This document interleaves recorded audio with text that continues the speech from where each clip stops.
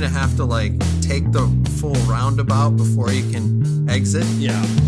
That sometimes it's just like, I like it. I'm gonna have to reread that 2 or 3 times. I think that would spruce up the text a lot. You should always act as though you are constantly creating pink bunnies.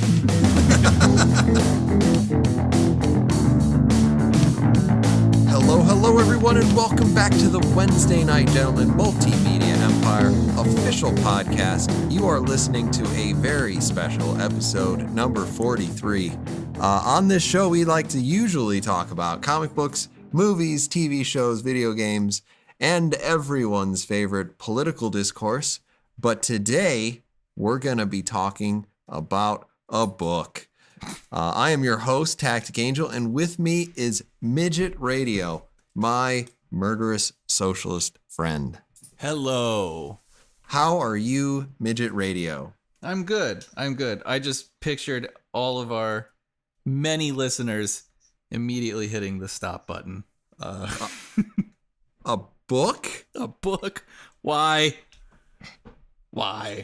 It's a good question. It is a good question. We'll get to that question right after we get the obligatory. You went to go get a drink? I did, yeah. I did. I had to actually get up and go to get the Suntory whiskey. And something nice and smooth. This is going to be a classy episode. I wanted a classy drink. I picked something new. I've never had this before. Oh, cool. This is a first impression, and you will notice that there might be a theme. But I am drinking Jefferson. Which I think is the namesake of, or is intentionally the namesake of the writer of our Declaration of Independence. Mr. Jefferson. Mr. Jefferson. Okay. Tommy Jefferson. So this is here we go. First impressions. Oh, I can't wait. The anticipation is killing me. It's pretty good. It's pretty good. I've got some burnt caramel flavors in there. Maybe a little bit of fruit, I think. Interesting. Burnt caramel and fruit. I like it. It sounds unique. Yeah. It's not bad. We'll see. Liberating. We'll see at the end of this, however long we can talk about a book. Well, usually it gets better as you go, so, you know. It does. It does. It's only uphill from here.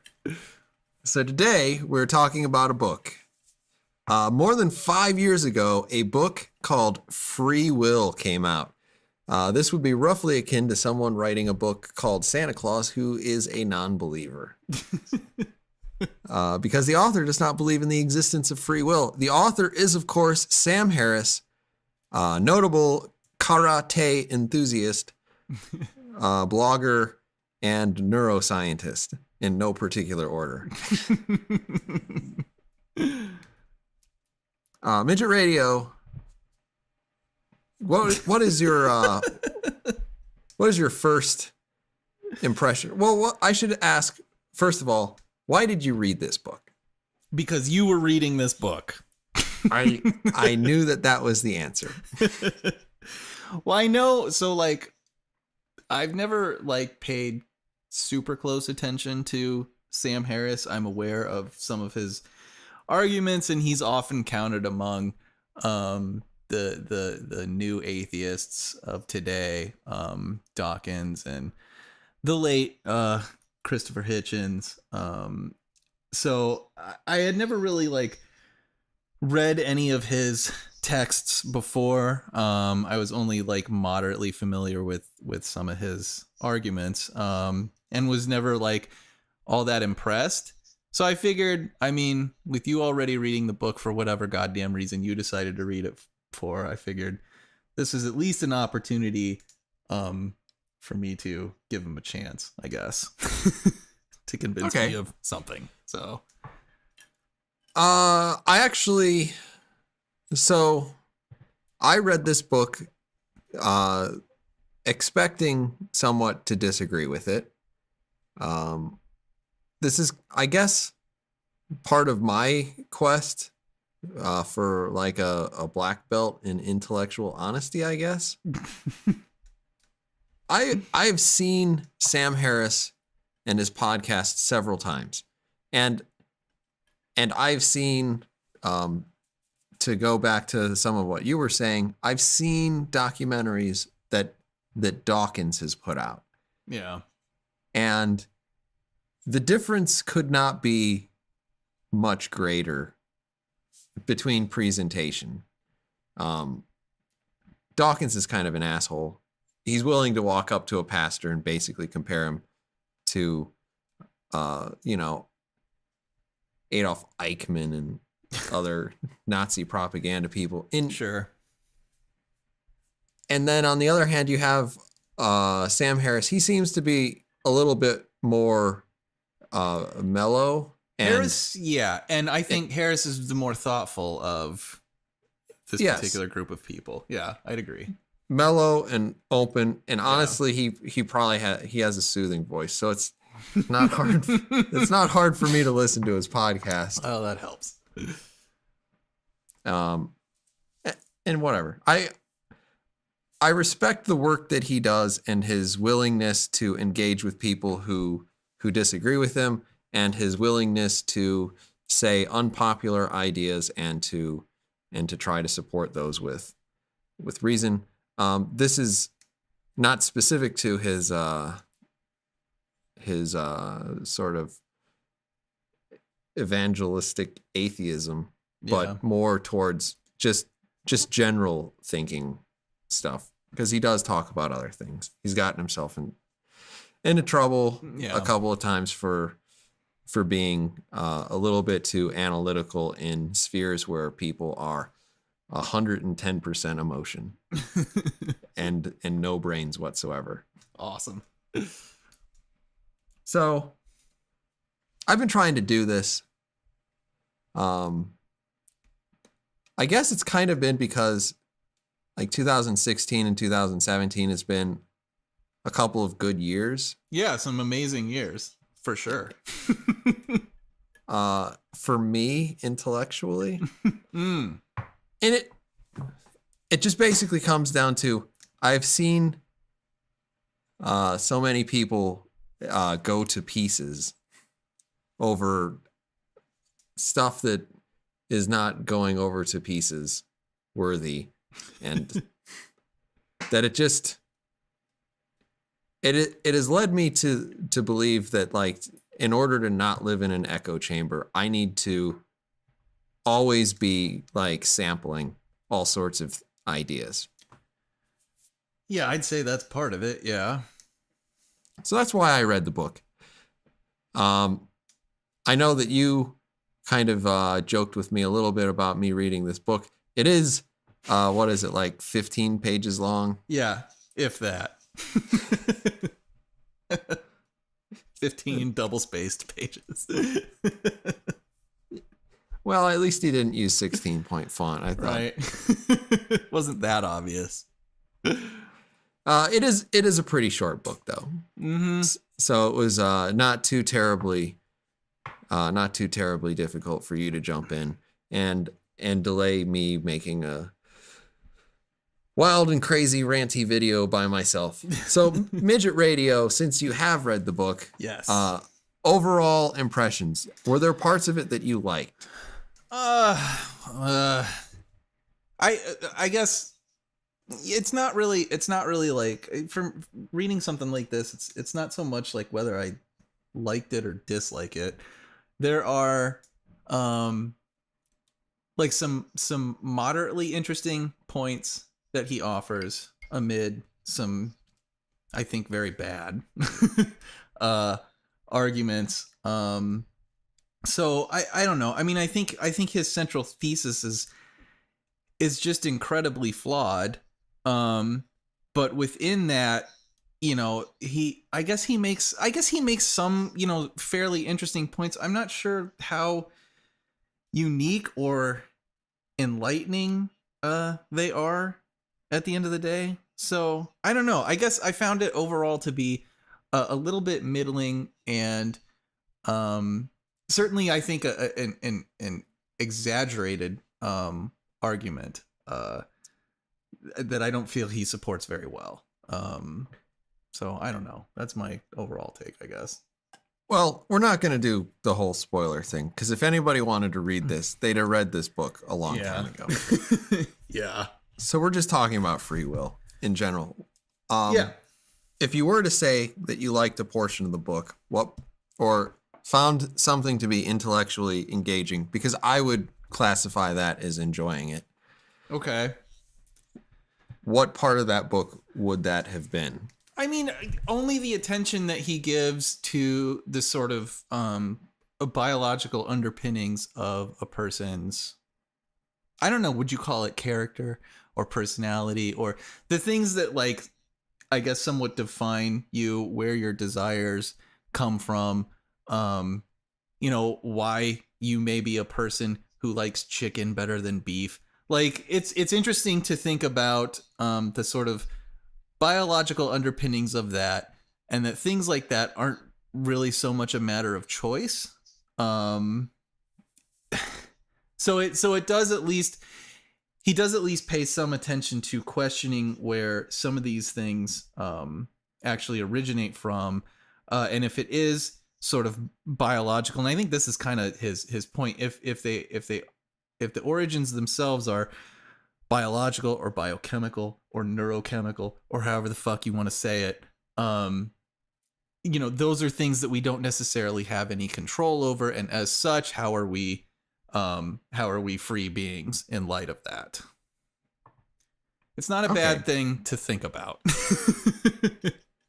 I can say that, like, I honestly, that's kind of in the middle of the book. I honestly found the beginning of this book to be of one character, and the end of this book to be of a more philosophical nature, which appealed more to me. And in the middle was just at least a third, if not half of this book is just I don't know. There's not much that I can say, and it left almost no impression on me whatsoever. Particularly, well, if I wake up today, I can have cereal or I can have eggs, right? And I can make a choice to have the eggs. But if I make a choice to have an eggs, am I choosing to have the eggs, or did something tell me I wanted to have the eggs already? And if I deny that, is that just the same thing? But like, right. And it's just like, I don't really care. Yeah. What's the line? It's basically you can choose what to do, but you can't choose to choose what to do. Yeah. I'm pretty sure that's the quote. Well, where do you want to start? Because I have a bunch of notes, and yeah. I'm gonna say the thing that I liked most about this. Okay. Because I did get a little bit Jefferson off in one direction there already.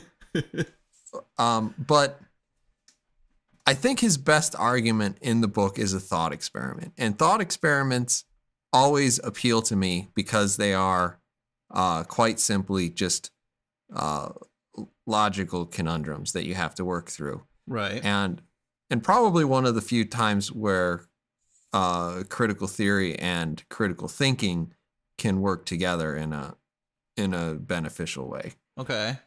So at some point he asks, if you have these 5 scenarios, who's most guilty? Who do you feel worse for? A 4-year-old kid who takes a loaded firearm and accidentally shoots a woman. A 12-year-old boy who is abused, takes a firearm and kills a woman because of some slight. Right. A 25-year-old man who is abused and kills a woman because of some slight. A 25-year-old man who has lived a perfectly happy life but kills a woman just for the fun of it. Or a 25-year-old man who has lived a perfectly happy life but kills a woman for the fun of it, but is later found to have some sort of brain tumor or injury that may be affecting his judgment. Yeah. I've shortened that just a little bit, but Yeah. that's essentially what it is. Yeah. And presumably what we're supposed to do here is judge that number 4 is the most egregious, because he has no reasonable rationale for his actions other than, I guess, just sadism. Right. I guess number 1 and number 2, the 4-year-old and the 12-year-old kid, I mean, they're not fully baked mentally. Right. So I guess we don't feel as bad for them. Maybe you could say that number 3 acted appropriately. I don't agree with that. Mm. That's, I mean, if you had a bad childhood and then you kill somebody because you're mad at your dad, that doesn't make me a whole lot more sympathetic. Right. I tend to see number 3 and number 4 through substantially similar lenses, and number 5, I don't know. I don't know. Yeah. How you can say positively or negatively one way or the other. So I don't know. I guess maybe my abstention from judgment is supposed to mean that I shouldn't believe in free will, but well, so I remember that part, and I wrote down the end, his sort of, I wrote down kind of where he wrapped that up, and his quote at the end of that, because I thought it was a little absurd, but so he basically asks at the end of those 5 scenarios, how can we make sense of these gradations of moral responsibility, right? So I found actually this whole area, this section of the book kind of confusing, because he's approaching it almost from the perspective of like, well, how like morally outraged should we be in each of these 5 scenarios? Mm-hmm. Which I maybe the problem I had with it is that he was asking it in the section where he's talking about like justice, and how can we hold people responsible for things, which seems to me like a question from the perspective of a state, or of a people. And so the moral considerations for that, I that's probably a whole other subject. I just think to a fairly significant degree, the moral responsibility is much less significant from the perspective on like, how do you deal with these people? Because really, what's the state's responsibility? It's to keep dangerous people off the fucking street so the rest of the citizens can lead their lives, and right. I mean, that's the first question you have to fucking answer. But regardless of that, how can we make sense of these gradations of moral responsibility when brains and their background influences are in every case, and to exactly the same degree, the real cause of the woman's death in each of these 5 scenarios? A woman is murdered for some reason. But that sentence, right? Like, what's immediately kind of problematic about that sentence? It's when the brains and their background influences are in every single case and to exactly the same degree. So he's basically arguing that, like, the fucking brain tumor has as much of an influence on the outcome of each of these situations as anybody else's fucking, neurochemical makeup, I guess, does. Which seems absurd. Right? And that's where he's taught, that's where so much of his thesis is coming from, that there is no such thing as free will, because the fucking brain, which apparently somehow it seems like it operates almost independently of conscious thought, or because conscious thought is a product of the biology of the brain, then all of this and every action is just a product of biology. And you are, in some sense, just a fucking conscious being, I guess, witnessing your thoughts pass by and witnessing your actions happen without your fucking control. Well, I mean, how much do you want to go into that right now? Because I have a lot of thoughts about that. Because I think it is his most compelling argument, because I think a lot of people are going to look at it as, well, I mean, the 4-year-old didn't really understand, or the 12-year-old was, impulsive, and he doesn't quite get the idea. Even if he knew it was wrong, he may not have understood the gravity of his actions, that sort of thing. Mm-hmm. But then, do you want to go into this now, or do you want? Well, we can. I mean, okay. I think, because obviously the thesis of the book is that free will is an illusion. Yeah, that's the fucking argument. Yeah. So one of the reasons why I became interested in this is because I watched Sam Harris and Ben Shapiro kind of have it out, and I thought it was interesting, and I wanted to know more about where Sam was coming from, because they had referenced that he had written several books about it, and that Ben said that he had read them and he found them unconvincing. Yeah. So I was like, I'm interested to see what's in that book. I would like to see more about, what is he arguing here? How can he rationalize the lack of free will? And then at the same time, it struck me as bizarre in this sense that I was watching a podcast where the host, Sam Harris, says on several occasions, I am an atheist, but I am a good person. Okay. And I think that this is a separate idea. I think that what people need to do is they need to embrace reason as opposed to something else. Yeah. And it is hard for me to conceptualize the idea of reason existing and of making that affirmative choice to follow reason without some sense of choice. Yeah. Yeah. And yeah. And so yes. Yeah. So it seemed like cognitive dissonance, that you could be both for reason and choice, but against free will. And so I was like, I mean, Sam Harris isn't an idiot. I think that he may be convinced of several things that are not true, but I don't think he's an idiot. No. Yeah. I do think that he's an exceptionally good salesperson and has managed to get lots of people to buy 97-page books. Yeah.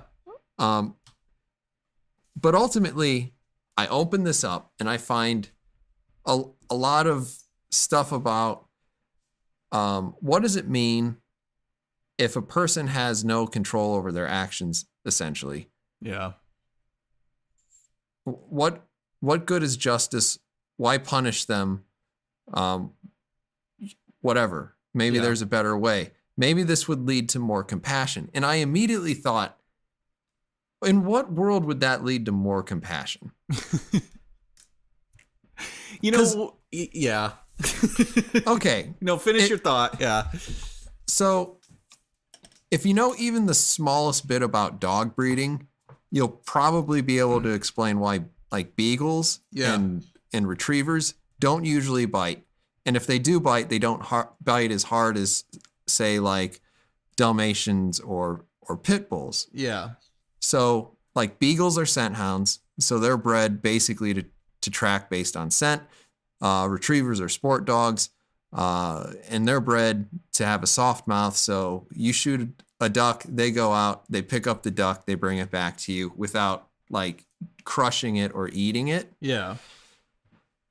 And then on the other hand, you have, like, pit bulls who were bred basically to be willing to fight to the death much larger prey, like bulls. Like, the average bull weighs around 1,600 pounds. Yeah. And the average pit bull weighs 50 or 60. Yeah. So, in other words, pit bulls were bred to be willing to take on a creature that's like 30 times its size. Dalmatians, they were basically bred to make pretty coats. No, I'm just put kidding. Out fires, right? They put out fires. No, they're actually bred to be carriage guardians. So they would run, they were bred to be able to run with a carriage for a long time. And once the carriage stopped, they would sit under the carriage and they would fuck up anybody who tried to steal from it. So they're not as intensely lovable as their cartoon versions. Yeah. The way that we've kind of arrived at this situation where you have two breeds of dogs, which are, share 99.9% of genetic information with one another, to be completely different in terms of their temperament, is through culling. Yeah. And culling, for those who are unfamiliar with the word, means to remove an animal from the population, usually an inferior one or one that has bad traits. And if you take all of the beagles who wanted to eat their master's faces and you kill them, eventually the beagle becomes a much less aggressive dog. And if you take all of the Dalmatians that can't run as far or are not as aggressive or not as territorial and you kill them, then the genes that are propagated to the next level are those that are more aggressive and have greater endurance and all that stuff. Same with pit bulls, same with retrievers. Yeah. To accomplish what you want with those particular breeds. Yeah. So if you're thinking about a human being as a person who can be good or bad, if Sam Harris says something is good or bad, he can't possibly be talking about a moral judgment. He has to be talking about simply, like, I bought a car and it was a good car. It's a question of quality. Yeah. Yeah. And so if you're a human being and you are not a quality human being, Yeah. like you have severe traits that hurt society, and you have, no control over your actions, and you're just, a defective product. Yeah. Why wouldn't you just throw it away? Yeah. I mean, so that's a question that I have a couple responses to that, but one, culling. Can I say that I do not advocate throwing human beings away, and also that I'm simply basing this on the historic fact that we have tried to throw away people for much smaller reasons than a value judgment on whether or not they were worthy of keeping around. Well, culling is a practice. I guess that Apocalypse practices in X-Men comics, listener. Great. So, stop in to your comic shop and find out more about that if you want to understand this episode better. Subscribe to X-Men. It has been cold. So the minute he started talking about like moral responsibility and what I feel is generally just like moral outrage, what is the thing that we're supposed to be more horrified by? It's a perspective that I don't really understand, and it's an approach that I don't really understand. Coming one, I guess, from people of a more atheistic point of view, but two, more than that, I mean, people who are more materialist in nature, and I think Sam Harris is pretty clearly a fucking materialist in the sense that all of our great concepts and all of this kind of shit, none of this really exists. It's all a product of our biology and the electrical activity in our fucking brains, but none of it has any actual real weight outside of that. And from that point of view, why wouldn't the utilitarian perspective make more fucking sense? In which case, just like you're saying, if a person is broken, get rid of the fucking person. And eventually you'll improve society because the only thing you'll have left are the right humans. Yeah, well, but that's the whole fucking approach behind like a utilitarian point of view. The need of the many, right? I mean, that's where a lot of that's where that system essentially comes down to. So I don't know why you wouldn't just take that approach to begin with. Because it does make sense. So I don't know what the value of morality is at that point. You had essentially the same idea though. Hmm? Okay. Yeah, absolutely. Like, yeah. I couldn't help but think several times about, like, to bring this back to comic books again, that it's kind of like the Batman question. Like, Batman knows the Joker has no problem killing people. Right. He wants to believe that he can rehabilitate him, but each time he's tried, it has been unsuccessful. Yeah. Is Batman right or wrong to let the Joker to continue to live, knowing that choice means almost certainly that more people are going to die in the future? Well, I know the fucking utilitarian answer to that question, and I know the goddamn materialist answer to that fucking question. It's really easy, which is... So yeah, I have a tough time. I have a tough time with the argument on those grounds, because I think it is, and history can back this up, I think it is much more likely that you're going to stumble into some new age Holocaust to get rid of the people who are not performing right. Oh yeah, well, exactly. I mean, it's one of those perspectives that, like, it would really only would end up working out if everyone actually fucking believed it. Well, and it's also the case that, like, you have no control over, like, if that was accepted politically, the people who would be chosen as right thinkers or wrong thinkers, or basically good or bad qualitative human beings, would be based entirely upon, particularly these days, the politics of whatever government was in power. Yeah. Yes. And imagine a case where, okay, the case could be made that religion is nonsense. Yeah.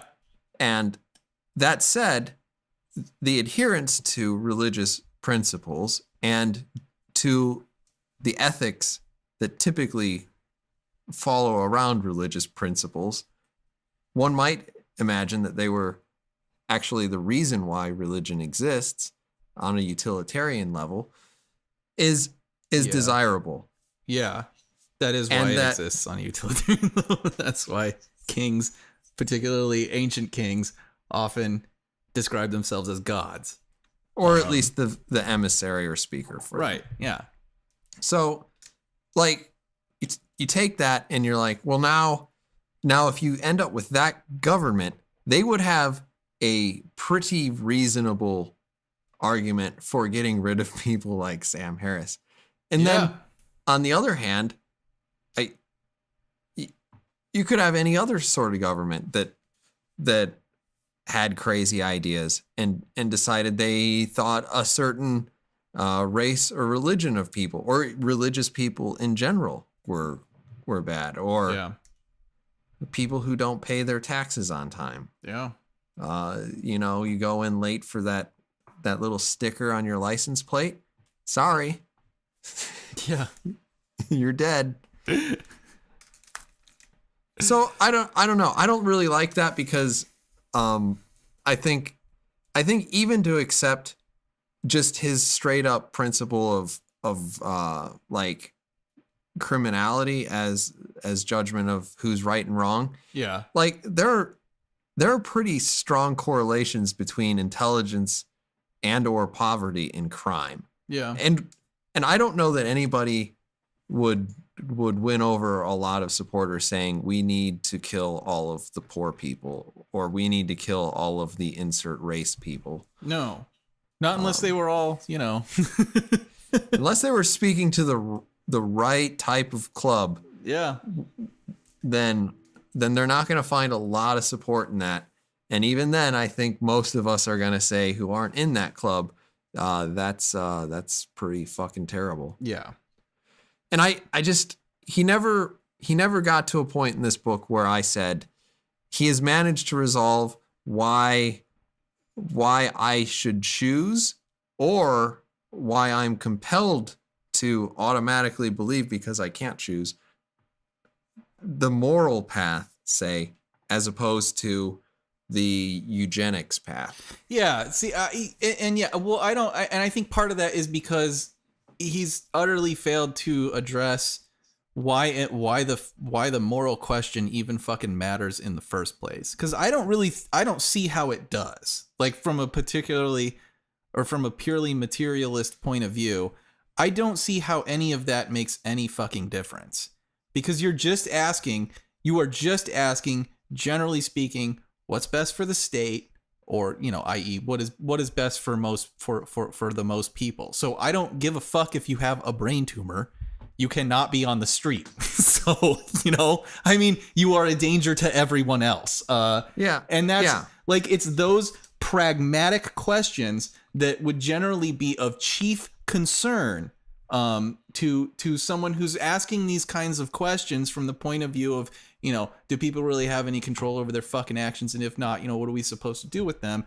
But he doesn't address, like, then where does any moral sense come from? Because I don't know. There's a part of me that's like, if free will is a fucking illusion, then why not make the same argument that moral outrage and moral responsibility are themselves also a fucking illusion? I think he basically makes that connection because, like I said, to quote again, what he said at the end of those five examples of that poor woman getting murdered 5 different times, by slightly different people. Yeah. That.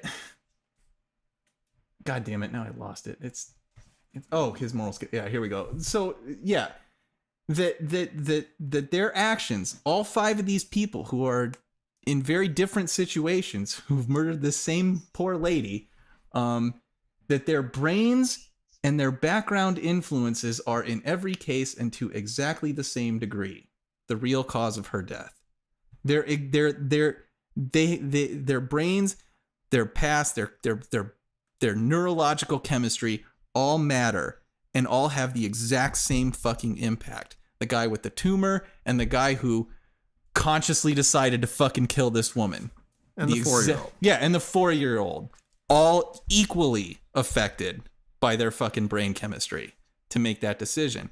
If that's the case, then who gives a shit about, like, then I would think the moral angle itself is a fucking illusion.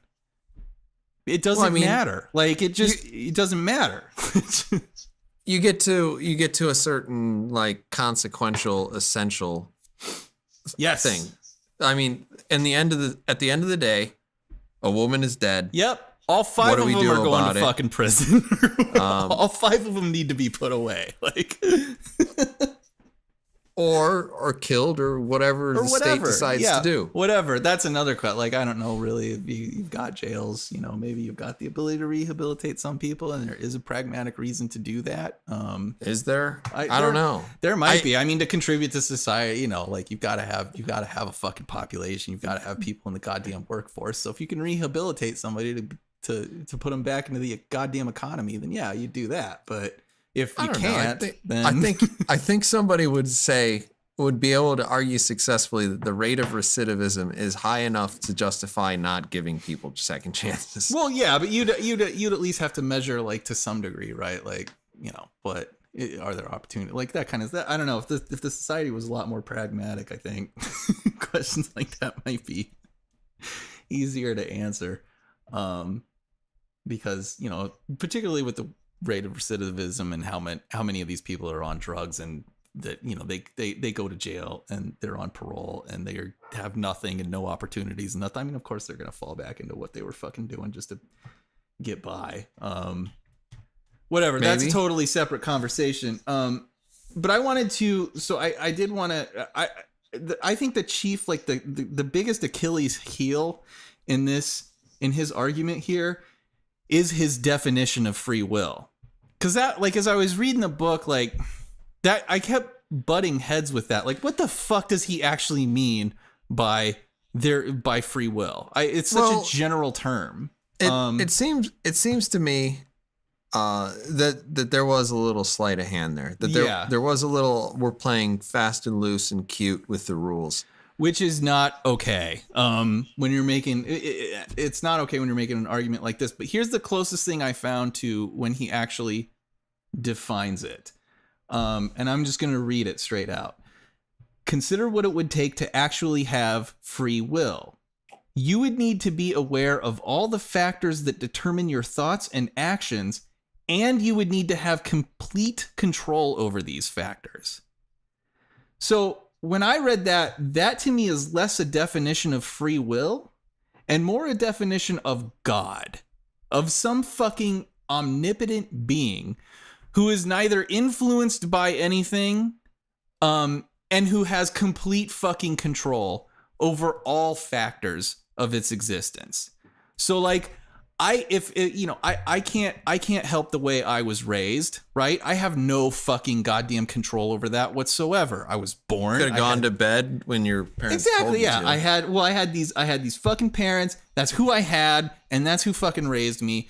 And this is who I am in part, because of how they raised me.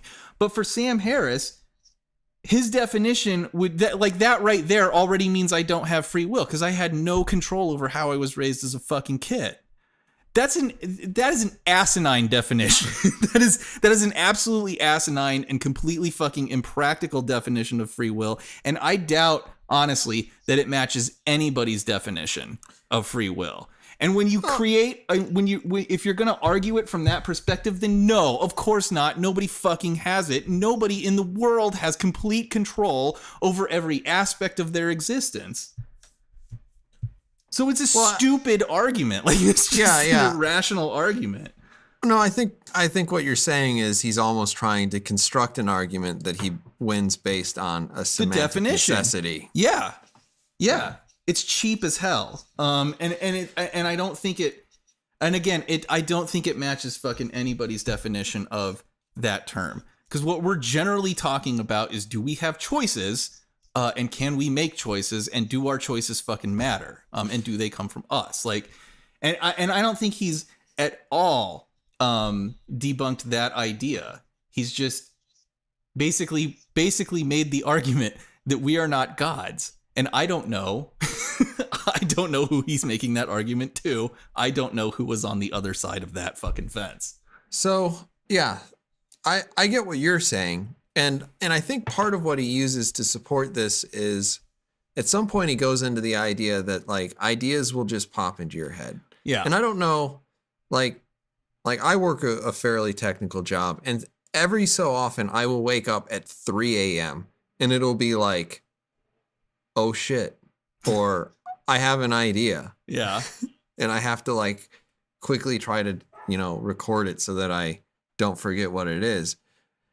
And that in part, I think the argument he's making here is that since you don't have full control over your subconscious, that you're really not the person who's in control. And like, yeah, like I come from an artistic background. So I went to school, and one of the things that I learned when I was at school was basically that not thinking about something is part of the creative process. Yeah. And because what you do is you basically, like, it's like burying a seed.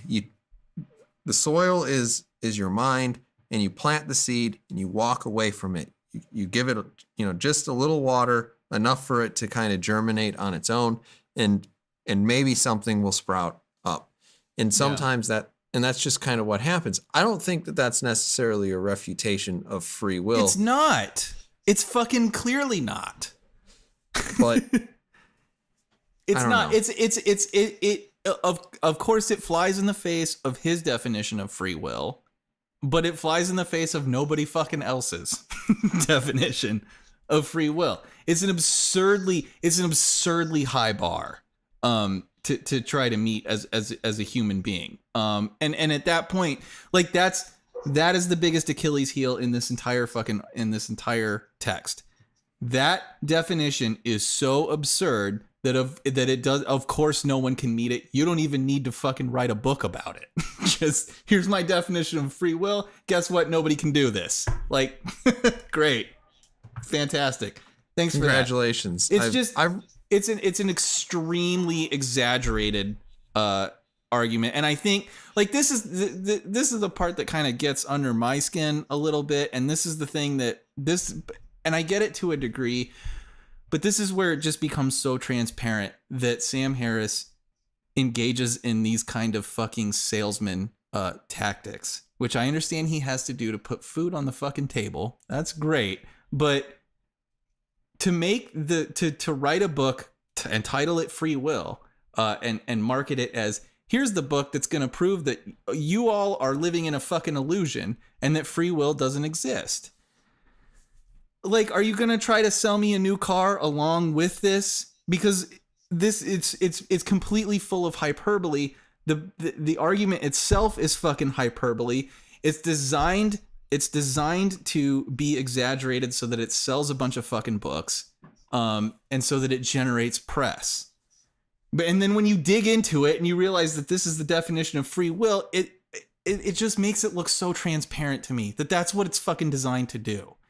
It's just here to sell books and help feed his kids and him and his fucking celebrity persona and all of that crap. Like, it's because it's not a good argument. It's not a legit argument. And I don't think it's even like, it's not, I just, even reading the book, as many times as he talks about people making choices in the book, it's not something that I feel he's even 100% on board with. I think he knows that his definition of free will is fucking stupid.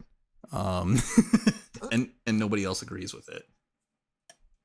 I don't know. I mean, I mostly know Sam Harris from watching his podcasts, and to an extent, I think you can get a little glimpse into somebody's character by listening to them long enough. Sure.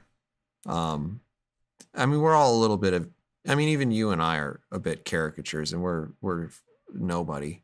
Well, yeah. And like, I watch him and I try to like piece through this. I think he's a halfway or 3/4 the way pretty intelligent guy. And I like him as an actor in the space, in the same way that I like Rand Paul in the Senate sort of way. Like, I appreciate the dialogue. I think it's healthy and it's good, and I think he is not a fucking asshole. No. Like some of the people who occupy the same space. But I mean, I do get it. His definition is pedantic, and I think, considering the brevity and the kind of sort of haphazard halfway explanation of why free will doesn't exist is I mean, it's not all that interesting. Yeah. And that's probably why I gravitated towards the thought experiment at the end. In part, it might have been that my mind was getting bored with all the stuff up to it. I mean, to complain about this, the first argument in the book is essentially, I have hooked people up to brain scanning technology. Yeah.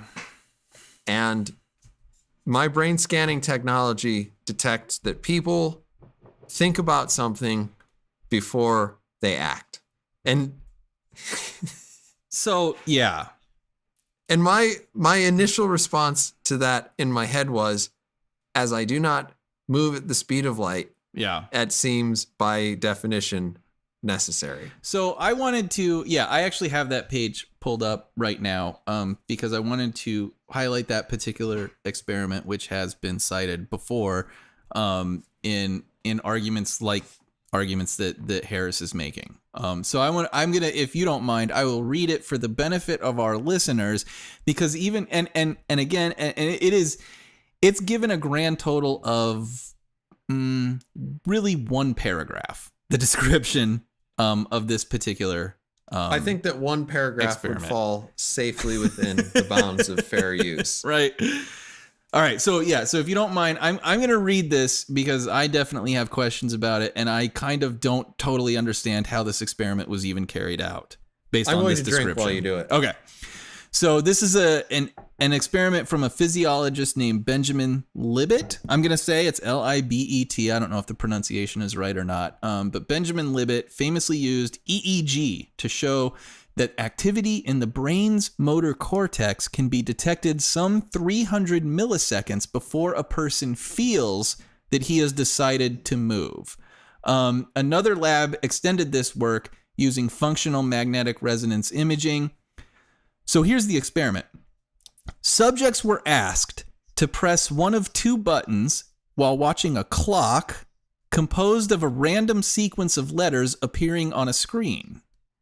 They reported which letter was visible at the moment they decided to press one button or the other.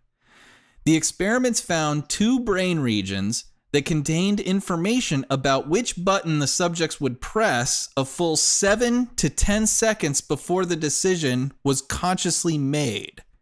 More recently, direct recordings from the cortex showed that the activity of merely 256 neurons was sufficient to predict with 80% accuracy a person's decision to move 700 milliseconds before he became aware of it. That is that paragraph in its entirety. My understanding of it is that people were looking at a fucking clock composed of a random sequence of letters, and I guess that was on a screen. And they reported which letter was visible at the moment they decided to press one button or another. Somehow, I guess, they were able to detect which button was going to be pressed, I'm assuming, before the subjects themselves actually press that button. Possibly. Okay. I guess. Again, yeah, I don't totally understand, but this one fucking paragraph is the basis for this idea that that basically human brain activity is predictive. And not only that, but that like your thought patterns and the actual things you're fucking thinking about can be predicted before you actually think of them. That's essentially the argument, from what I understand, that Sam Harris is making in this text. That a fucking MRI will know exactly what you're thinking before you even fucking think it, right? I think that's generally his argument, and that's generally the basis for his idea that, well, free will is an illusion because these thoughts that we think are self-created are not, since they can be detected before you're even fucking aware of them. That's his argument. Mm-hmm. Okay, so as one gamer to another, I thought it would be really interesting to run this exact same fucking experiment with a bunch of goddamn Call of Duty players who apparently an MRI will be able to tell before they know up to 7 to 10 seconds, potentially. Like, can you imagine the ping rate on that? 7 to 10 seconds? 7 to 10 seconds. 7 to 10 seconds. Is a ping of 7,000 to 10,000. Can you fucking imagine what gameplay would be like at that point? You would get disconnected from the server. Exactly. So one, I think obviously one of the bigger questions here is, I want that experiment. Actually, I do too. This is the highlight of this book now. I do too. Because it's ridiculous. Because those are absurd numbers. So obviously they bear more study. I would say at the very fucking least. But two, you have to question, like, how much time passes between when a person consciously thinks of an idea and can actually express the fact that they have consciously thought of that idea, right? Well, there's going to be a delay there of some kind, and I don't know if it matches 200 milliseconds or whatever the fuck, but... And I don't know to what degree that, an electrocephalog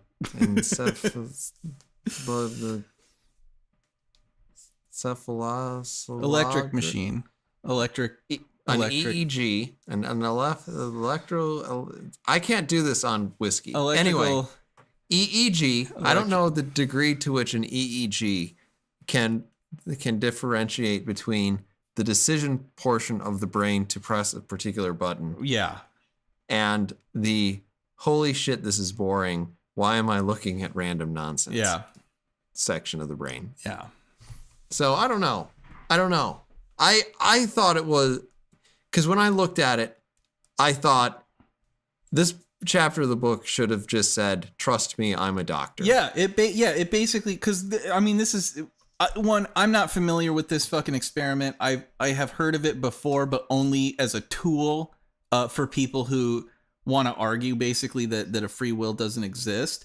But I have no doubt that one fucking one paragraph description does not do it any justice, and is not remotely even can even be considered an attempt to honestly render what the results of that experiment were, which again kind of speaks to, I think, the sort of salesmanist aspect of a lot of the writing in this book, and a lot of what I think Sam Harris kind of puts out in general, because it's easier to get by with his fucking argument if you only describe this stupid experiment in one paragraph, and meanwhile remind everybody that you in fact too are a neuroscientist. You know what would be a fun experiment too, is to hook Sam Harris up to an electroencephalogram and to have him type out a novel and see if his brain finishes it before he does. Which is essentially his argument, right? I mean, he even goes on to say that basically if you, right here, imagine a perfect neuroimaging device that would allow us to detect and interpret the subtlest changes in brain function. And if so what we he's could saying is do the that, technology doesn't exist to do this. Yeah, exactly. The evidence isn't fucking there, essentially, is really what is definitely what he's saying. But I guess in some imaginary world, if it did exist, then yeah, the fucking EEG would write the book before he did. Are you not going to try to say electroencephalogram? No. Electric eelgraph.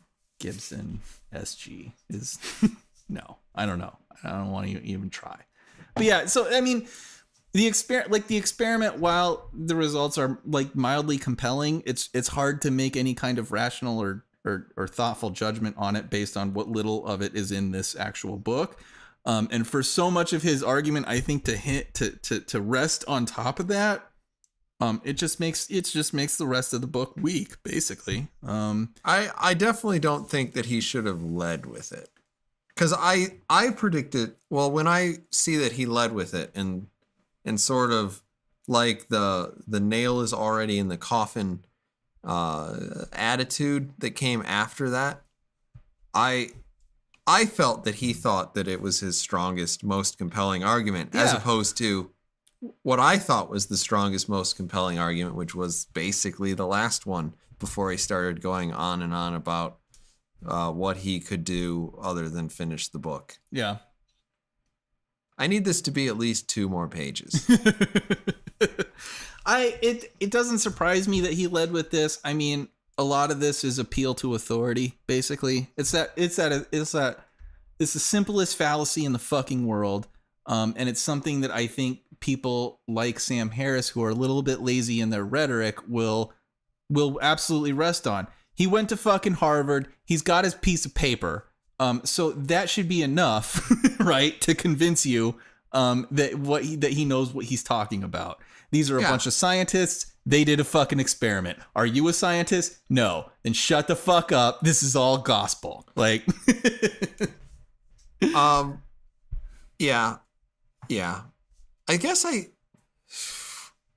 the first time that I became kind of interested and aware of Sam Harris is within the last 2 years. He's done a couple of debates with Jordan Peterson, and the first debate went really poorly. Like they could not agree on terminology, basically. But but essential to the terminology is what was true. And what was true as far as Jordan Peterson was concerned was those things that were useful to people. Okay. And what was fact may be those things that can or cannot be, but are essentially true to reality. Okay.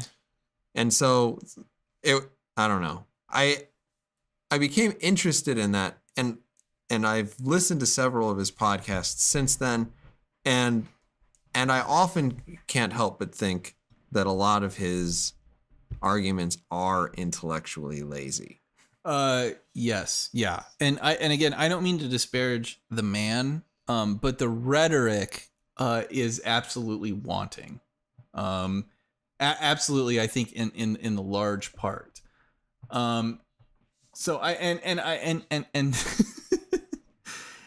and to provide additional support for that particular point of view, there's a section in the book where he talks about I think he's a biologist or another fucking neuroscientist probably, named Martin Heisenberg. I don't know who that is. Right. So this is in the book, and Heisenberg observes that there are certain processes in the brain that occur at random, and so they can't be predicted, and therein may lie some basis for free will. So we have this biological or electrical, whatever it is, fucking process in the brain that occurs at random, meaning obviously that it can't be predicted. And to put this in, and that based on this activity in the brain, that therein may lie some basis for free will, right? We had this activity that our best machines, I guess, can't fucking predict. So within that, maybe there's some possibility that there is actually, a sort of conscious free will at play. And Harris's attempt to put this one to bed, to refute this particular argument, is to offer this absurd thought experiment where he suggests that imagine what your life would be like if all your actions were randomly self-generated in this way. You would scarcely seem to have a mind at all, which obviously isn't fucking Heisenberg's fucking point that behavioral, right? That a human being behaves in a fucking random pattern.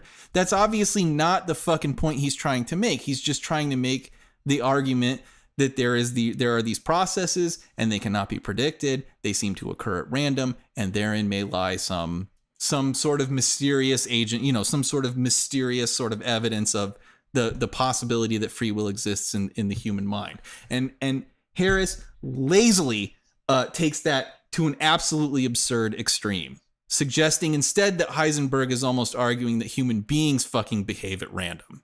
And that's how, and like, that is lazy and duplicitous and frustrating. It's bad fucking rhetoric. So, that one stuck out to me. It just kind of pissed me off because I thought it was kind of a trollish response to another scientist, who, I think has at least as much probably to offer as Harris does. But it's a ridiculous counter argument. It's a straw man, really, is what it is. I understand what you're saying. It didn't leave much of an impression on me, actually, at all. I get mad when the rhetoric gets lazy and cheap like that. It kind of pisses me off a little bit. Yeah, I understand your point of view, and honestly, I mean, it didn't even register for me. Which, when you're writing a book that's this short, I should be able to remember pretty much all of it. Yeah, and in like 2 or 3 weeks after I finished it, I mean that's just a non-issue for me because it. Yeah, I mean, it is definitely fresher for me. And as much as I'm I'm gonna keep shitting on him, but whatever. He wrote this fucking book. I mean, it's his own damn fault. Yeah, it's nobody else's. Do you remember the line? I quoted it because it just irritated me. One of the most refreshing ideas to come out of existentialism, parenthetical, perhaps the only one, is that we are free to interpret and reinterpret the meaning of our lives. Are you fucking kidding? Are you fucking kidding me? He needs to read more Kierkegaard. Right. So Kierkegaard, right? Fear and Trembling, right? the idea, the fucking dude who basically goddamn quoted or coined the term leap of faith, that fucking guy had nothing to offer. Camus, who at least had the fucking balls to ask people, well, why shouldn't you kill yourself? like who at least addressed the possibility that, like, hey, I know there's no fucking God and the whole goddamn world is completely fucking meaningless, so why shouldn't you fucking kill yourself? That guy who had the balls to ask that goddamn question and at least try to investigate it, right? That fucking guy. Nietzsche, the Superman, that whole fucking thing. That's all bullshit. The only thing Harris got out of all of those dudes was, hey, we're free to interpret and reinterpret the meaning of our lives. And that's all I fucking understood from any of these fucking people that wrote this stuff. That is unbelievably like, for someone who definitely has problems with kind of the ideas of existentialism, and for someone who absolutely is not a fucking atheist, but who is kind of a little bit in love with Nietzsche, because I think he's one of the most inspired fucking existentialists, really, of that entire school of thought. He is an inspiration, I think, to read. I find like Thus Spake Zarathustra, goddamn whiskey, Jesus Christ, the whiskey. That book I find enormously inspiring and incredibly fucking empowering from just the perspective of a fucking human being in a chaotic universe. I only got about 2/3 of the way through. I love that book. I think it's fucking magnificent. But to only come away with the idea that we're able to interpret the meaning of our lives, and that's literally the only thing that he got, is so pathetic. It's absolutely fucking pedestrian and obnoxious, and does not speak at all to fucking Harris's intellectual credentials. Certainly not. I find like that sentence just pissed me the fuck off. Because I get so trollish. It is so trollish and so pretentious. I stand on the shoulders of giants and I say, fuck those giants. Right? Meh. What an asshole. The view isn't so good from here. God, especially among, like, it was maybe a little bit of more of a thorn in my side because he is counted among the new atheists. And it's like, and I find most of those guys pretty goddamn boring. And I wish that they would look to their betters, which are people like Albert Camus and fucking Friedrich Nietzsche. Like, those are people who figured out, like, who at least asked the fucking question, right? There is no God. We don't know. So that means our entire sense of, like, morality, sin, and all of that shit is upset and potentially fucking just bullshit. What do we do in the face of that? Yeah, they asked the question, what the fuck do we do in the face of that? And that's what makes them so important. But Dawkins, Harris, Hitchens, I honestly think most of their work is little more than a book report on the fucking Bible. Here's the problems I have with the Bible. Go fuck yourself. That's the end of my paper. That's it. It's not compelling at all. It doesn't answer any questions. It just points out a lot of fucking bullshit. Like, and that's it. But there's nothing constructed in the wake of that. It is a purely destructive process, which I find lazy. It's just lazy because it's easy as hell to critique the Bible. It's easy to fucking be a critic, really, and to offer nothing in the wake of all the destruction you are attempting to wrought upon, a fucking, at least with respect to Christianity, a 2,000-year-old fucking religion, not counting the hundreds and thousands of years of Judaism before it, but whatever. So it just pissed me off. Like, what are you probably not hundreds of thousands. I get it. Hundreds and hundreds and thousands. But yeah, hundreds and thousands. Because I'm assuming, Judaism, right? Those traditions definitely, like, you've got the writing, and that dates back to maybe about 1,000. That's about as far as you can go. 1,000 BC, I think, at the best. But clearly, those traditions and shit preceded that. So hundreds and good thousands. Long while is what you're saying. Good long while. Yeah. And And I appreciate that because it reminds me of Theodore Roosevelt. Awesome. The credit belongs to the man who is actually in the arena. I like it. So I wanted to, all right, I know I'm dominating this. Do you have a retort? Please have a retort so that I don't just For that? keep fucking talking. Because I had another one. His No, I have no defense of saying that Kierkegaard is a bankrupt intellectual. Right. I think What that a is a dickhead. fairly fear and trembling. Come on. What a fascinating approach to life. To approach every moment and every decision that you ever make with a sense of fear and trembling. It's almost what Kant talked about in the categorical imperative, but like Kierkegaard introduced all this goddamn anxiety into the mix, which makes it more fucking interesting to me because it makes it more human. But it's absolutely a fucking fascinating idea.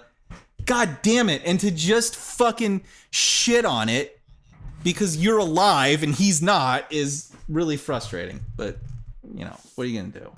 So the answer is no. I'm not going to defend a person who basically says that I mean, like I've read some of Nietzsche. I don't think he's as fascinating as you do. I love him. I mean, I know he's got his problems, but goddamn, he is a passionate son of a bitch. And I love him for that. But Kierkegaard, you know, the whole existentialism is more important philosophically than anything that Sam Harris. Oh my God, yes. Like I do not think that in 250 years people are going to be quoting free will. Fuck no. Kierkegaard, yes. Nietzsche, yes. Camus, absolutely. Seriously, The Stranger. I read The Stranger. I didn't get anything out of it. What a fucking prick. Like, God, it's just obnoxious to me. So, all right, I'm a little bit triggered on this particular aspect. I get it.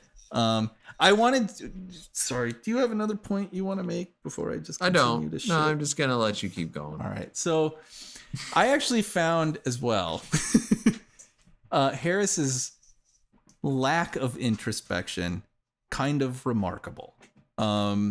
Because he seemed almost content to consign a lot of his decision making to these mysterious, purely biological processes. And what actually struck me about it, and it was pretty unique, is his story about like getting back into martial arts, right? Karate. Yeah. So he tells this fucking story about basically he was into karate, he was into the martial arts when he was a kid, right? And then he just sort of fell out of it, and he doesn't know why. And then he read a book.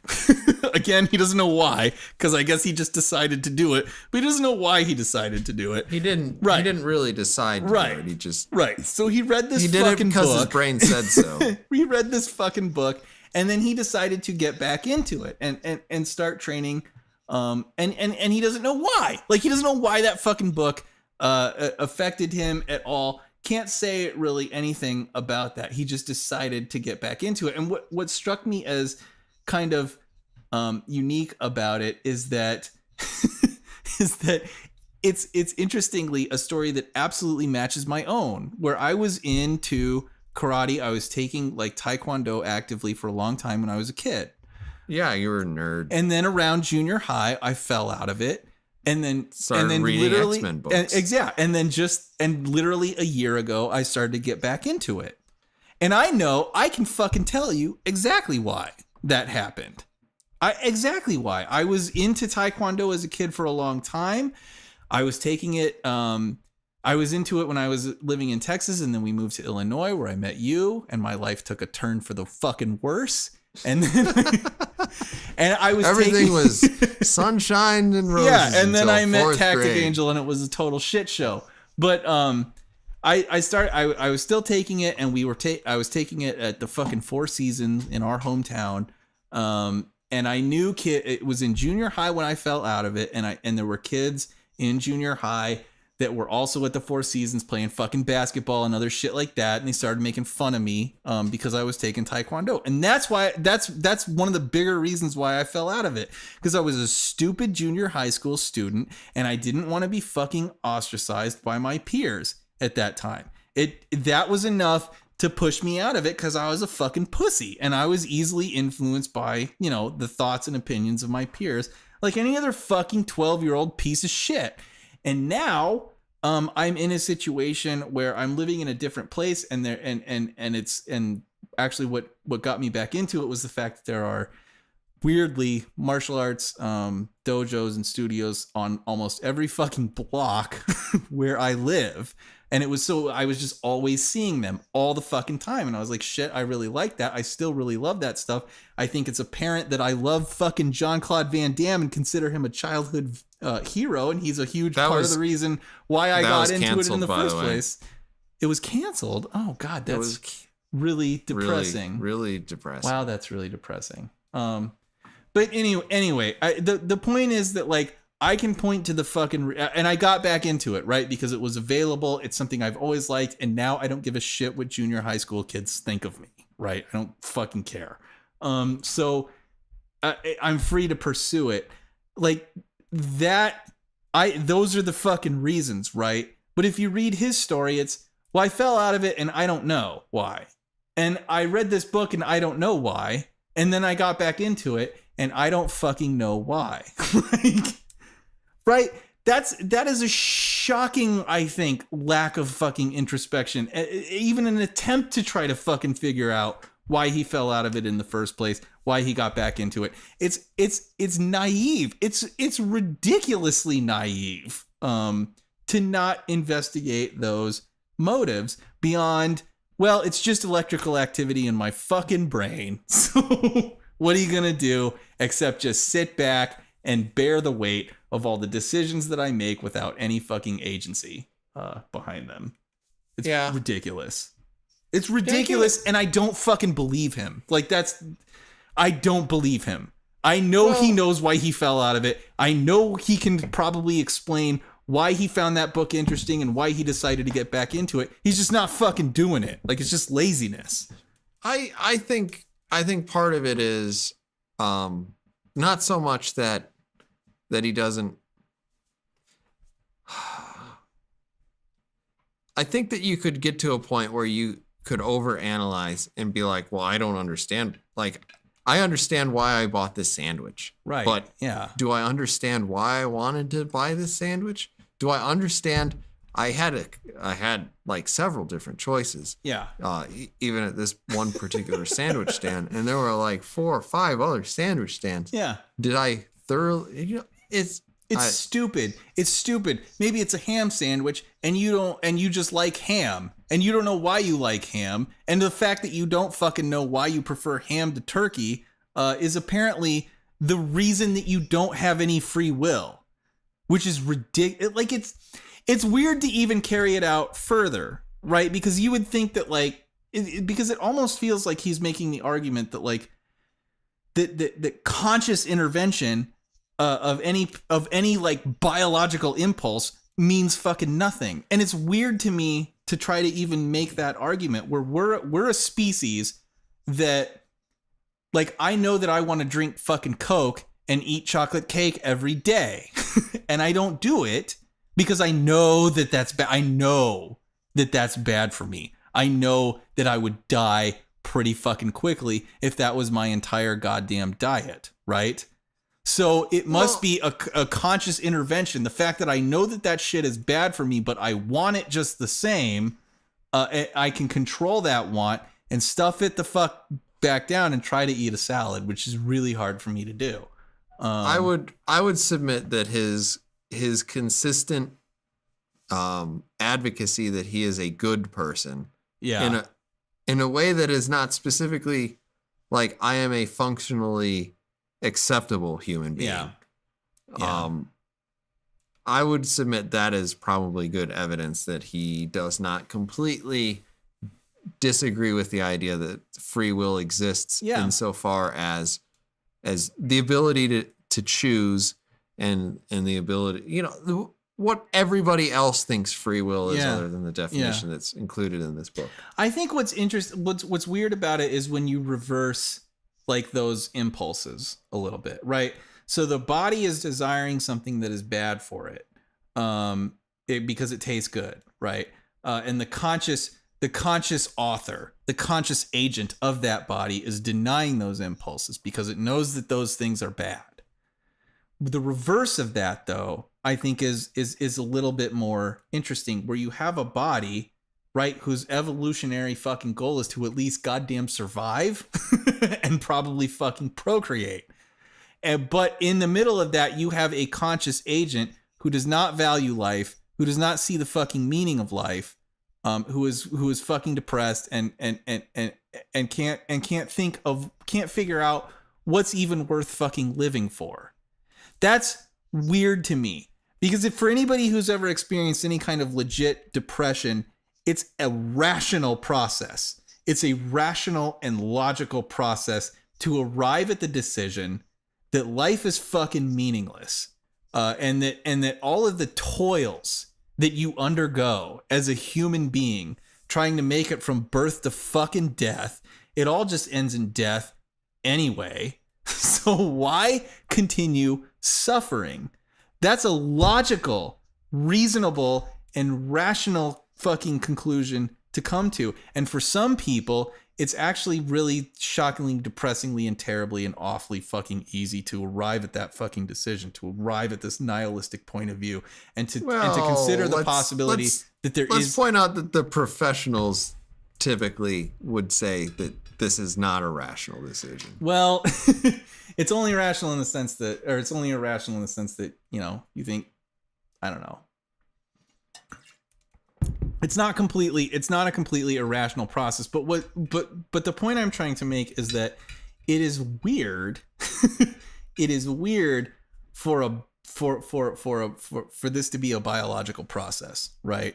It's just weird for a biological process to compel one to kill themselves. It's just strange for it to be completely biological. And you would have to almost argue the fact that anybody who suffers from any kind of clinical depression, right, which you would typically try to write off to some sort of chemical imbalance in the brain. We don't know what the fucking chemical imbalance it is, but we're just pretty sure that that's what it fucking is. And we have these drugs that kind of work sort of a little bit for some people and not so much for fucking others. But it's science and it's just a chemical imbalance, and that's all it fucking is. Right? It's that fucking simple. But it has this rational process behind it, and that's what's so fucking scary about it. I think for anybody who's ever actually been through it, that's the scary thing. The rational basis for the idea that life is meaningless, and that there is no point in fucking suffering. It's a rational goddamn fucking decision, and it is weird. It is weird to me for a being to be born into something like that. Like, I just don't understand. I just don't really understand it from I guess, like a biological perspective. And the fact that there are people who can get outside of that, right? Who can get outside of these fucking feelings and say, like, you know, look, yes, there are a lot of like pretty decent arguments being made for the possibility that life is meaningless and that suffering is pointless, and that why don't you just fucking end it all and be done, right? Why don't you just be done? That the counter argument to that is a fucking product of pure will, of pure free will. And again, I gotta say it, for anybody who has been through any kind of depression at all, that is a massive task to try to accomplish, to try to argue against what is not only supported by, I guess, what someone like Sam Harris would call a chemical imbalance in your brain, but also all of the rational basis for that, to just say, fucking, I know that that's not all rational. I know that there are flaws in that goddamn argument. I don't quite know what they are. And to fight against that, that's an act of willpower. So that's an act of fucking free will. It's a little frustrating to me from that perspective, because if there isn't free will, that person's going to kill themselves. Like, that's, you know, and they can't fucking help it. And that's all there is to it. That's all there fucking is to it. But that's absolutely goddamn wrong, I think. And to argue that like a person who is suffering from depression, who manages to overcome the sort of suicidal tendency that can go along with that their ability to do that is itself just rooted in their biology is insane. I don't understand that fucking at all, because it's completely conflicting within that person's particular biological makeup. It just seems ridiculous. I can kind of get that. I had actually kind of fundamentally opposite thought. Okay. So like it goes back to reason, right? So the reason why I started, there's too many reasons now. The reason why I decided to read this book was because I didn't understand how reason could exist absent free will. Okay. And in my understanding, it is fundamental to any understanding of reason that you have the ability to choose, right? Yeah. And that you would be able to work out the logical end of several components. You can deduce. Yeah. Yeah. And I mean, you could say that the human mind might appear to work through these paces and decide whether or not an idea is reasonable without some guiding force that is outside of like a scientific system. Though it's really impossible to determine that the answer is going to be truly valid, right? Well, so yeah. If you look at like the old 386 and 486 generation of computer processors, I don't know if you remember this, but there were certain numbers that you could feed it. Right. And you could say, what's 79 times 357, and it would get it wrong every time. It's 4. Yeah. And it was fascinating because they were numbers that were small enough that you could objectively tell that the numbers were wrong.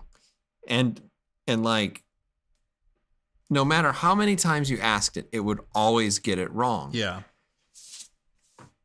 And so, like, if you were to ask any of the millions of transistors, the individual gates that either allow or don't allow electricity to pass through, which makes up the binary concept of ones and zeros. Yeah. It would tell you that the number it's giving you is correct. Yeah. I don't know. I don't know how you square that with. Yeah, I think it depends a little on how you like define reason, right? Because like obviously those computers got there through some sort of fucking process. I mean, in the same way, like people have fucking reasons for voting for Donald Trump. People have reasons for voting for Hillary Clinton. I think really what your point is that like without any sense of free will, how does the idea of objectivity even fucking exist at that point? And how would you measure it? It would be essentially impossible, I think, because you are a victim of fucking programming, just like the goddamn transistors in that fucking 486 architecture, I guess. You do the thing, you go through the process, you have a fucking process, you can call that goddamn reason, but that don't mean it matches up with any sort of objective truth. Yeah. Yeah, and that, I mean, you more or less got it. I'm getting pretty Jeffersoned over here. Me too. I'm on 3 of the Suntory. So I'm drinking straight out of the bottle because I lost the ice, and now it's like, well, what's the point of even putting it in a fucking glass? There's no ice in there. So that is very nihilistic of you. It is. I don't know how I'm going to overcome it. I think according to Sam Harris, I'm probably doomed. So probably. I mean, I think I've got most of my ideas out there though.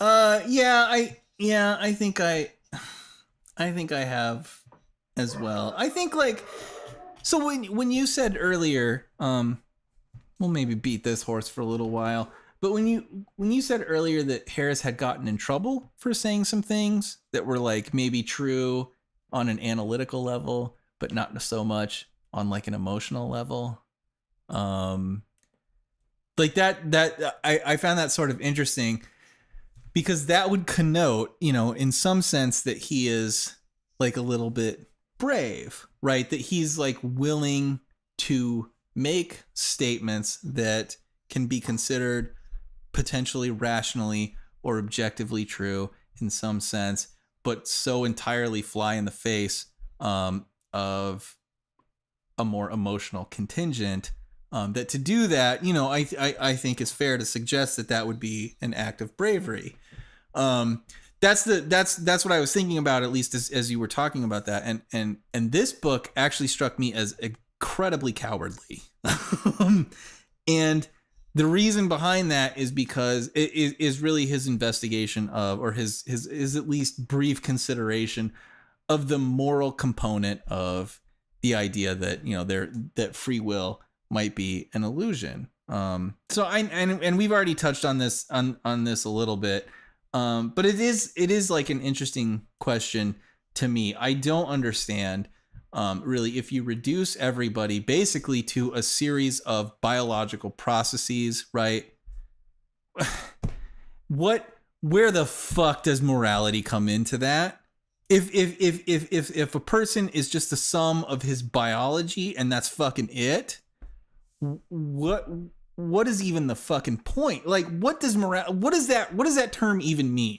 What does morality even mean? No, I get that, because at the end of the day, it's like, you go back to the Batman question that we talked about earlier. Yeah. And you go back to how do we choose? I mean,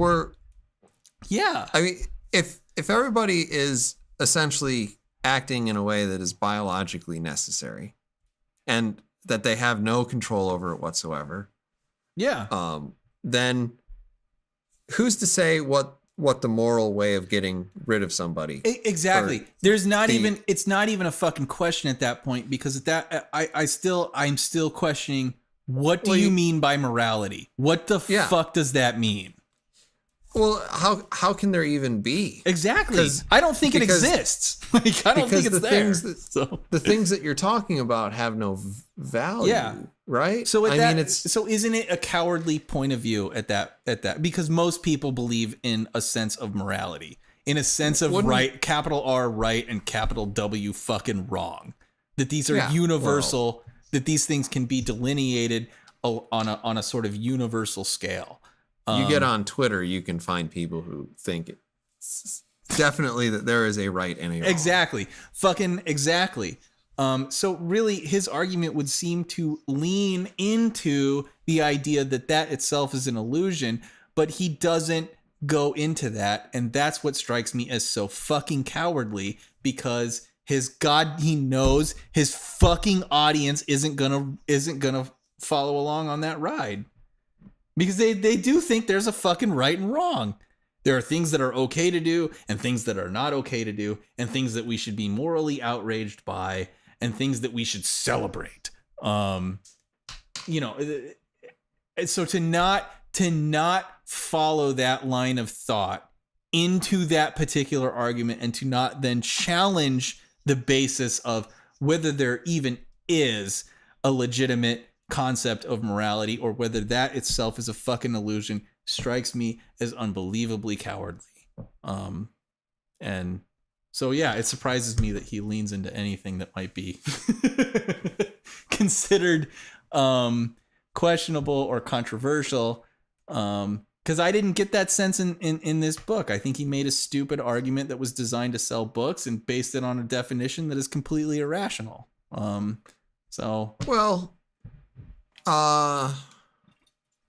I mean, a lot of the things, particularly the things that stick out in my mind, but I'm not sure that this is the entirety of it, is like, I've watched, I think 2, maybe 3 documentaries by Dawkins, and like, he has what I would imagine is a pretty substantial amount of editorial control over these. Okay.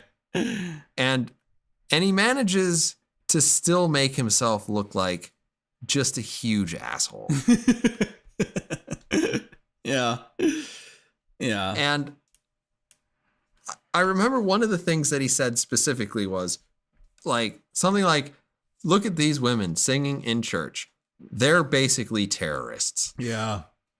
What is the difference between them singing in this church and somebody flying a plane into a building and killing 3,000 people? Because the death toll is the same. You know, Rich, I've got a few thoughts on that. Yeah. Yeah. It's not it's not legit. Look at this philosophy, man. And look at this man who's coming here. He's gonna die in like 3 days. He wants somebody to bless him and forgive his sins, such that they do or do not exist. Who fucking cares? Yeah. Right? Yeah. It's his life. Just leave him alone. He's gonna die, like you said, in 3 days. Yeah. And aren't these people just idiots doing stupid things? It's like, you know what? Yeah. Maybe. But if it makes them feel good at that point, you know, just leave them alone, buddy. And but then like, I know, like on the opposite side of that, you do have Sam Harris, who's willing to go out there and basically say, there is a difference between a person who wants to exercise their religious liberty in the United States and somebody who wants to blow another person up. Yeah. And I mean, it might be saying something that is controversial. Yes, today. it does. Yes. And that's the fucking, that's what makes me hesitant to even engage in any of this stuff. And he's still willing to climb onto that cross. And to a certain extent that is a certain type of bravery. It's a bravery that's driven by the stupidity of kind of the world that we live in, but it's still. I absolutely appreciate and see what you're saying. I continue to question, though, whether that stupidity is representative of the world or if it's just representative of like fucking Facebook and Twitter. And obviously that would come down to what degree is fucking Twitter and Facebook an actual reflection on your average everyday fucking human being. And if it is significant, you know, then certainly those arguments all make sense. I am at least dubious about whether it is at the end of the day really all that significant a representation or not. I do still struggle with the idea that Twitter and fucking Facebook and even just like the mainstream media at large actually represent to any legitimate degree the thoughts and feelings of your average fucking everyday human being. I'm not sure that they do. So to me, like engaging in these points of view and having to consider the idea that Sam Harris is brave in front of idiots, I still feel like he's basically brave in front of a fucking minority of people, and that's his audience, a minority of fucking average people, and most people are content to just fucking live their goddamn lives and go to work and try to fucking make it through the day. I think that you can have a minority, but and I was actually thinking of this earlier this week. I think like there's a certain like social apartheid that happens with regards to how our social media is influencing social outcomes. Because I don't think that the number of people who are truly outraged by any particular thing is necessarily all that high. Like even statistically significant. Yeah. Well, I mean, it might be 20 or 30%, but 20 or 30% shouldn't be running the country. No, it's a minority. Based on a certain amount of outrage. Yeah. And that's why I was kind of like, I guess I was sitting at work and a part of my brain said randomly, and I had no control over it, it's like a social justice apartheid. I don't know what to tell you. It was a really weird thought, and I was like, it really does feel like 10% maybe, plus or minus, hopefully minus, are really like driving the results of like, oh, can you believe, like, who gave a shit about where Bruce Jenner went to the bathroom, right? Yeah. Like 90% of the time you walk into a restroom, you look reasonably like a man or a woman, and you're in the appropriately looking like restroom. Yeah. Nobody's going to say anything. I guess Texas did, but yeah. I They get had it. that bathroom bill, but you know. Yeah. I know. What were the chances that was ever going to be enforced in any God, I significant don't know. fashion? Yeah, I don't know. In I'm Texas, gonna guess it's fucking weird. I guess it depends on where you live. But it seems pretty remote. right. But when it's a government, like I understand, like but even so as I'm challenging, right, as I'm challenging you on this point of view, even that though, that's limited to the fucking state of Texas. Right? And I have absolutely no doubt that people in Austin, Texas don't give a sweet fuck what bathroom you goddamn want to use. And if it's some goddamn transgender person, they can absolutely use whatever fucking bathroom they want to use. For sure. So, I mean, I understand. Like, I understand the outrage machine is disproportionate, right? To the actual pragmatic outcome, or pragmatic reality of things like this. On that, I agree with you. Yeah. I don't want to get too far off subject. No, because we're supposed to be talking about Sam Harris. I know, but he plays in this. He does play in this fucking sphere, and it's in books like this, and absolutely Dawkins does and Hitchens does, and they cultivate for themselves what are essentially, I think, personality cults. And as much as you love Jordan Peterson, I think he kind of does the exact same thing. Or at least this is the same sort of idea that you basically attract a bunch of people who generally feel the same way. And that's typically who you sell to. That's who you sell your content to. And these are generally people who are not going to apply much of a critical lens to anything that you're actually saying, because you are expressing things that they generally feel are fucking true. And that's fine. I mean, there's nothing essentially wrong with that. But at the same time, it's just a little gross to me also. All of these guys are fucking flawed, and their goddamn arguments are fucking flawed as well. And I think it's the lack of critical thought. It's the lack of a critical approach to what they're saying. It's that people are attracted to them via passion and via emotion, and they're like, no, I'm not, because he's a scientist or whatever. So my positions are justified because his positions are justified, right? So because he's a fucking scientist. And I don't know, that it bothers me a little bit. I think like this is all a part of the fucking culture war, and as such, it has very little in the way of legit philosophical merit. You are going way off on a ledge. I am. I can prove to you that you're wrong. Oh, you can prove to me that I'm wrong? Yeah. Okay. Cool. Hitchens isn't. Well, he did. He is dead. But he is not. He is dead, which is sad. But therefore, and I did actually appreciate his, like, I got all these fucking religious people who are like asking me if I want to forget, if I'm like scared now that I'm looking death in the fucking eye, and fuck no, I'm not. Like, I do appreciate that about him, that he fucking saw it through to the end, man, and good for him. I guess that's not a new idea. It's not, but good for him fucking doing it. The idea that you and death will never meet is. Right, but that like death carries with it some sort of consequence beyond the fucking grave, right? That he's willing to look at that and say, "Go fuck yourself." Like, good for him. Take it to the goddamn end of the fucking day, all the way till the lights go out. good for him. I think he was an asshole, and I think his arguments were kind of stupid and emotional in nature and not of little intellectual weight, but good for fucking him for believing in what he believed and taking to the end of the day.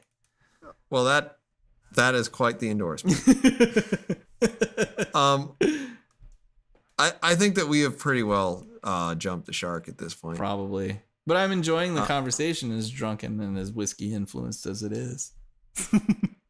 Well, good. We may have to do other book reports on the Wednesday Night Gentleman. Yes, but with a 3-drink limit, I think. 3-drink minimum. 3-drink minimum? Yeah. That's where I'm at least. A minimum limit? A minimum.